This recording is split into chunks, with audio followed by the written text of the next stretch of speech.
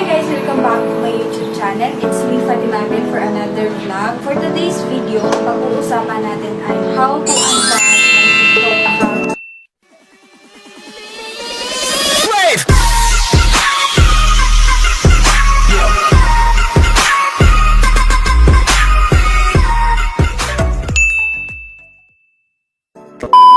Hi guys! Welcome back to my YouTube channel. It's me, Fatima again for another vlog. So, for today's video, ang pag-uusapan natin ay how to unban my TikTok account kasi na-ban siya 2 times. So, i-share ko sa inyo kung paano naibalik yung account ko sa TikTok. So, at bago yan, pasensya na kayo kung ngayon lang po ako nakabalik sa pag-vlog kasi sobrang busy ko sa school. So, sana maintindihan nyo guys. And please don't forget to click the subscribe button and the bell button beside it para updated ka sa aking mga bagong videos. So, without further ado, let's get started. Hi guys! So, ayan guys, ang nangyari is first ban ko, nag-notify yung TikTok na permanently banned na ako.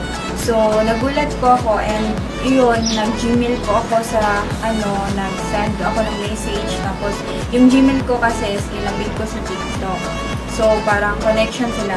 And then, ayun, nag-reply naman yung TikTok creator na ganun yung gagawin. So, ipakita ko sa inyo. Ito yung nag-reply sa akin. Tapos, i-click mo lang yung click here.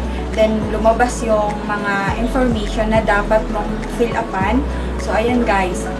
Dapat nyo yan na fill upan para ma-recover ulit yung account nyo sa TikTok. A few moments later. So, dito kayo magsasend ng email sa privacy@tiktok.com, feedback@tiktok.com, at creators@tiktok.com. So, magsasend kayo dyan ng message para ma-recover nyo yung account nyo sa TikTok. So, pwede din nyo gayahin yung message kayo sa Gmail. ma-recover yung account nyo. Bago kasi ako nag-recover ng account ko sa TikTok, nanonood din ako ng mga vlogs about sa TikTok, how to unban TikTok. Marami din ako napanood na vlogs para makonect ko siya kung paano siya i-unban yung TikTok account ko.